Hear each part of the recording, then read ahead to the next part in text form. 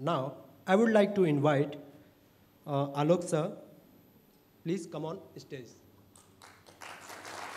Good morning sir.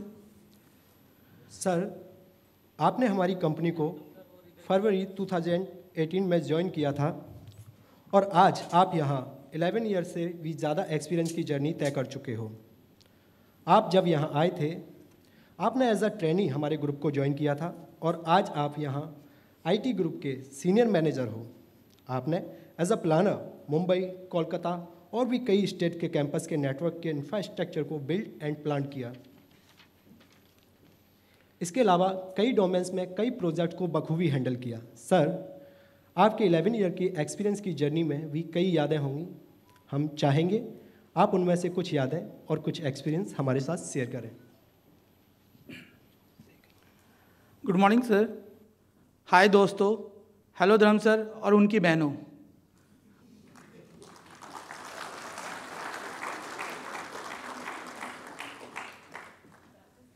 मैं आज से 11 साल पहले दिल्ली यूनिवर्सिटी के एक श्यामलाल कॉलेज नाम की एक कॉलेज की बहुत बड़ी एक हस्ती होया करता था। कहते हैं ना, बदनाम हुए तो क्या हुआ गालिब, नाम भी तो हमारा हुआ। ऐसे ही कुछ मेरा कैरेक्टर रहा था पहले, पर आज मैं यहाँ अपना इंट्रोडक्शन देने नहीं आया।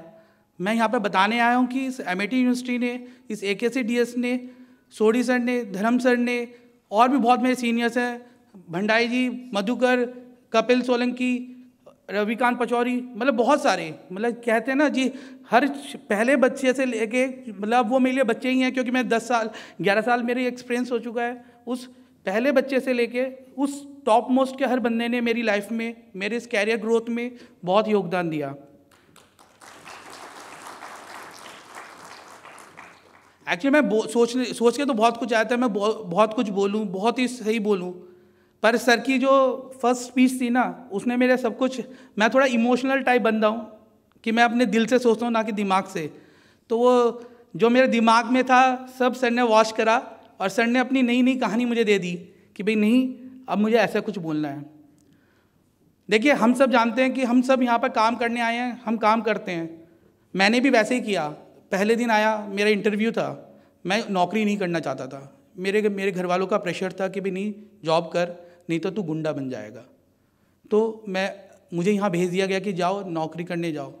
सोडी सर के पास आया तो सर ने मुझे बोला कि अपना इंटरव्यू दो, मतलब रिटन एग्ज़ाम दो। मैंने भी अपना रिटन एग्ज़ाम दिया। एक हमारी पहले HR होया करती थी सोनल, तो उन्होंने मुझसे पूछा, जैसे सबसे पूछती हैं कि भाई आप जॉब करना चाहोगे? मैंने कहा नहीं मैम, मैं जॉब नहीं करना चाहता। पर मेरा थोड़ा सा वही था, फैमिली ऐसी थी, तो उससे था कि भाई इंटरव्यू देने आए हैं तो भाई इंटरव्यू देना पड़ेगा। तो इंटरव्यू भी हुआ। भाई के नंबर भी थोड़े ज़्यादा ही भयंकर आ गए थे कि टेक्निकल में मैं फेल था। 20 में से 7 नंबर या 6 नंबर थे मेरे, और IQ थोड़ा सही था तो उसमें 11 नंबर या 12 नंबर थे। तो सोडी सर के बाद, सारे इंटरव्यूज़ होने के बाद सोडी सर के पास पहुंचा तो सोडी सर ने पूछा, हाँ भाई नंबर तो बड़े सही आए हैं, ऐसे कैसे होगा? तो मैंने कहा सर जो है यही है, अब क्या कर सकता हूँ मैं, तो टेक्निकल थोड़ा कम स्ट्रॉन्ग है मेरा।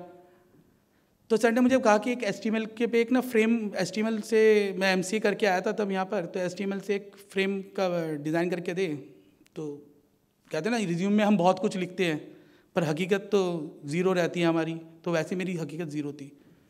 तो सर ने मुझे कहा कि देखो आलोक, तुम्हें आता तो कुछ नहीं है, पर क्यों, पता नहीं क्यों मुझे ना तुम्हारे अंदर कुछ विश्वास लगता है। उन्होंने अपना कॉन्फिडेंस मेरे अंदर दिखाया और उन्होंने मुझे उसी टाइम बोला कि ठीक है भाई, तुम हायर्ड हो और मेहनत से काम करना। तो मैं काम नहीं करना चाहता था, पर पता नहीं क्यों मुझे भी लगा कि यार, जहाँ मैं सोच के आया था कि मेरी जॉब ना लगे, मैं भगवान से प्रेयर करके आया था कि मेरी जॉब ना लगे, क्योंकि मैं पॉलिटिक्स में जाना चाहता था। पर वो एक कॉन्फिडेंस सर ने मेरे अंदर उस दिन बहुत कुछ मुझे बोला और मेरे अंदर एक अलग ही टाइप का एक कॉन्फिडेंस बिल्ड किया। मुझे भी अच्छा लगा। मैं घर गया, मैं 1 फरवरी को मेरा इंटरव्यू था, 4 फरवरी का मेरी ज्वाइनिंग थी। तो मैं आया, आके काम करने लगा। सर ने मुझे कहा कि भाई तू हर रोज़ शाम को मुझे रिपोर्ट करेगा। मैंने भी रिपोर्ट करनी भेज दी। मैंने देखा मेरे जस्ट सीनियर थे नसीम, जिनके अंडर मैंने ट्रेनिंग कर रहा था। तो नसीम सर मैं देखता था यार वो ना बड़े घबराते थे, तो मैंने पूछा कि सर आप घबराते क्यों? तो कह रहे कि नहीं ऐसा कुछ नहीं, तुम समझते नहीं हो। मैं कहा अच्छी बात है, मैं समझता नहीं हूँ, पर सर मुझे समझाओ, मैं आया हूँ इसी काम के लिए, समझने के लिए। तो 3rd डे था मेरे एक्चुअल में मैं आप सबको सच बता रहा हूँ, मुझे ये नहीं पता था कि USB माउस में और दूसरे वाले माउस में क्या डिफरेंस होता है, हकीकत है ये। पर मैं 3rd डे ना एक यूज़र की कॉल पे गया, नसीम ने मुझे मना कर दिया कि नहीं तू नहीं जाएगा। मैंने कहा सर मैं जाके देखने तो दूँ मुझे, और मैं 4th डे ना सोडी सर की कॉल पे चला गया था।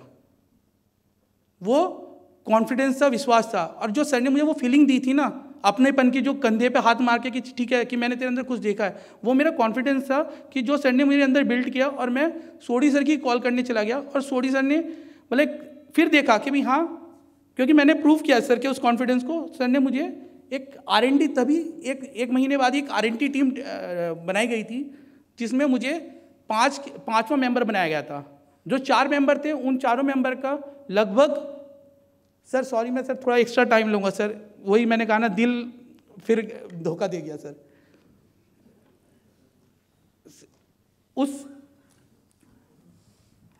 मैं उस 5वां बंदा था। वो 4 जो बंदे थे ना, वो 10-10 साल पुराने एक्सपीरियंस के थे, और मैं सिर्फ 1 महीने पुराना एक्सपीरियंस का था। वो भी बेचारे अपना काम करते थे, मैं भी अपना काम करता था, पर मैं बहुत, मेरे अंदर ना एक अलग से वो था कि मुझे ना सोडी सर को प्रूव करना है। पता नहीं क्यों, मुझे नहीं पता उस चीज़ का कि भाई वो ऐसी क्यों फीलिंग आई उस इंटरव्यू से कि मुझे ये था कि मुझे प्रूव करना है। तो मैंने वो प्रूव किया, और मैं अगले 6 महीने में सर ने मुझे उसी टीम का टीम लीडर बना दिया गया। और मैं पूरे AG बेस, मेरे फर्स्ट जो प्रोजेक्ट था वो पूरा AG बेस कैंपस है हमारे 13-12, 2008 में वो सिर्फ 7 थे, तो वो 7 को मैंने बनाया उन अपने सीनियर्स के साथ। फिर सर ने मुझे लगभग 2010 में नेटवर्क टीम का काम दिया गया, नेटवर्क, वाईफाई, कैमरा, ये मेरे कोर डोमेन बनाए गए।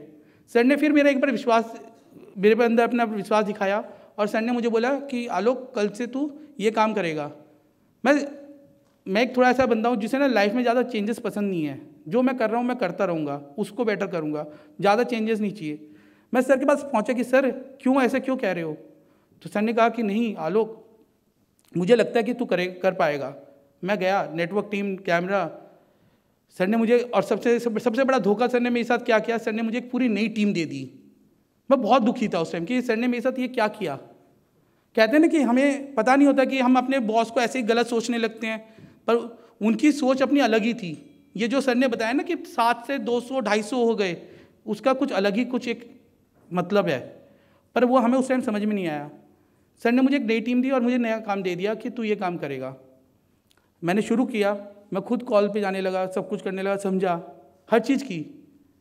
फिर उसके 1-2 साल बाद आया, मैं सर के पास गया, मैंने सर को बोला कि सर सॉरी सर कि मैंने आपको उस दिन मना किया, और मैं उस दिन मैं बहुत मतलब मन में, कहते हैं ना कि देसी भाषा में, मैंने आपको गाली दी कि सर कि मुझे नई टीम दे दी, मैं क्या काम करूँगा, ये तो मुझे फ्लॉप करवाना चाहते हैं ये सब। पर नहीं, सर ने, मैंने उस दिन सर को बोला कि सर आपने मुझे जो नई टीम दी वो एक्चुअली में मेरे लिए इसलिए बढ़िया थी क्योंकि वो मेरी सोच के अकॉर्डिंग, मेरे साथ मेरी स्पीड पे मैंने उसे चलाई। अगर कोई मेरे से वैसे सीनियर होता या मुझसे ज़्यादा नॉलेज रखने वाला होता तो वो वैसे ही मुझे वैसे नहीं करने देता कि भी हाँ कि वो मुझे समझाने नहीं देता या मेरी बात ना सुनता, कुछ भी। पर आप ये देखिए सर की जो विज़न था, सर की जो सोच थी, उस चीज़ ने उन्होंने कितनी लंबी सोच रखी और क्या अच्छी प्लानिंग दी।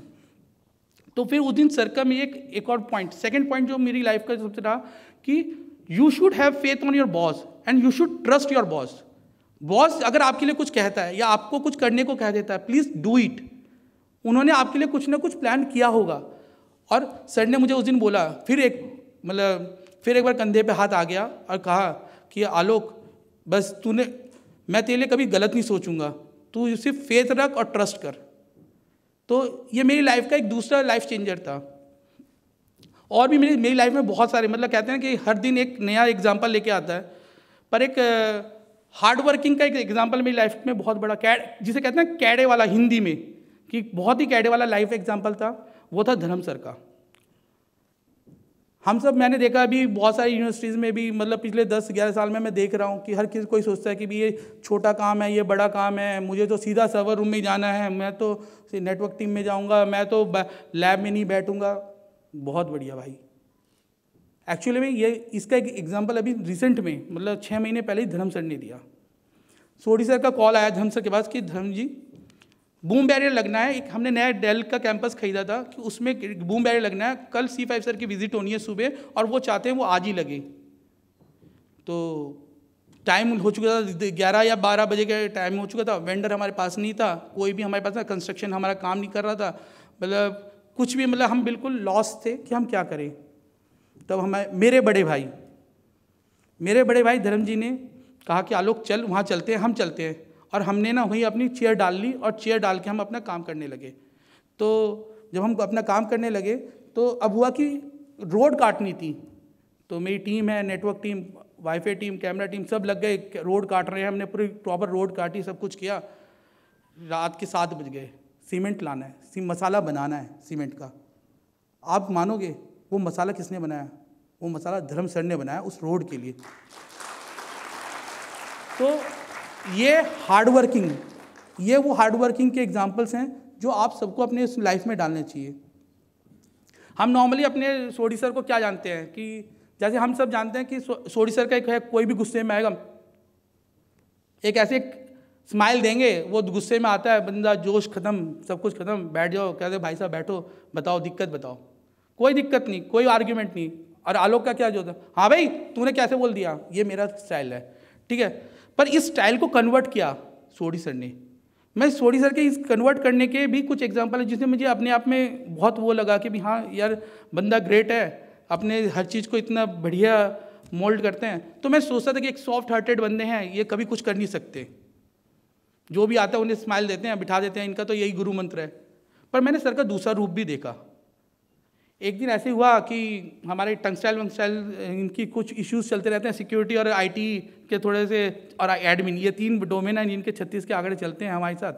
तो हमारा भी ऐसा ही आंकड़ा चल रहा था 36 का। तो हमने एक सिक्योरिटी हेड है हमारे यहाँ हुड्डा जी, वो कर्नल हुड्डा, उन्होंने काफ़ी मेल ट्रेल करी तो कि भाई आपकी टंगस्टाइल नहीं चलती है। तो हमारे सर ने कहा कि भाई पूछा पाछा, हमने भी बोला कि नहीं चल रही हैं सर, चल रही हैं। तो सर ने कहा चलो हम चलते हैं, और मीटिंग बुलाई गई गेट पे ही, जिसमें बहुत सीनियर लेवल के जनरल डायरेक्टर, जनरल सब कुछ बुलाए गए कि आ जाओ भाई तुम भी आ जाओ। तो सर ने, हम भी गए, तो मनमोहन सर, ये चावला, मैं, सोडी सर, हम पहुंच गए गेट नंबर 4 पे। जब वहाँ पर गए ना, वहाँ एक अलग ही माहौल था, जो क्योंकि आर्मी का था, रिटायर्ड आर्मी का था, कर्नल हुड्डा थोड़ा प्रेशर बनाने लगा। तो सर पहले स्माइल करके समझाए कि नहीं नहीं नहीं नहीं नहीं नहीं नहीं भाई, मानी ना क्या कहानी। मैं कि भाई आज तो कुछ गड़बड़ी है, और मैं कि सर स्माइल भी दे रहे हैं, ये मान नहीं रहा है। तो सर ने एकदम अपनी ना टोन ट्विस्ट करी, और वही जो ट्विस्ट था ना, वो एक सर ने अपनी टीम पे अपना कॉन्फिडेंस दिखाया और एक अलग ही रूप दिखा दिया। सर ने उस कर्नल हुड्डा को बोला, ऐसे उसके कंधे पे हाथ डाल के, हाँ हुड्डा जी दिखाइए कौन सी मशीन बंद है, दिखाइए आप, दिखाइए कौन सी मशीन बंद है। बोला ऐसे शायद मैंने कभी देखा नहीं था सोडी सर को बोलते। और मैं और पंत सर एक दूसरे को देखने लगे और दिखाई कौन सी बंद है। और उस वहाँ पर क्या था कि वहाँ पर एक मशीन बंद थी, पर सर का हमें में इतना कॉन्फिडेंस था कि सर ने ऐसा माहौल बना दिया वहाँ पर कि उस कर्नल हुड्डा ने वो मशीन भी नहीं देखी, वो बंद थी या नहीं थी, कह रहे, वो कहने लगे आगे अभी शायद चल रही है। तो ये सोडी सर का एक दूसरा रूप है जो हमने नहीं, मतलब हमें नहीं पता। एक्चुअली मेरे पास ना बहुत ही कुछ बोल निकले हैं, बहुत ही कुछ, पर एक लास्ट बोलूँगा सर प्लीज़। अभी मतलब अभी पीछे ना 2 महीने पहले मैं ग्वालियर गया था कैमरे की मार्किंग करने, कैमरे की लोकेशंस को फिट करने के भी, हाँ यहाँ का कैमरे लगने चाहिए, सब कुछ है। तो उस दिन मेरी सुबह की ट्रेन थी शताब्दी, तो मैं लगभग 11-12 बजे के आसपास ग्वालियर पहुँचा। तो फिर वहाँ से उसी दिन मुझे शाम की भी ट्रेन वापस शताब्दी ट्रेन थी, तो टाइम बहुत कम था। तो जाते ही हमने काम शुरू कर दिया। तो मेरे राम भाई वहाँ पर मेरे साथ थे, सब कुछ था, हमने सब कुछ किया।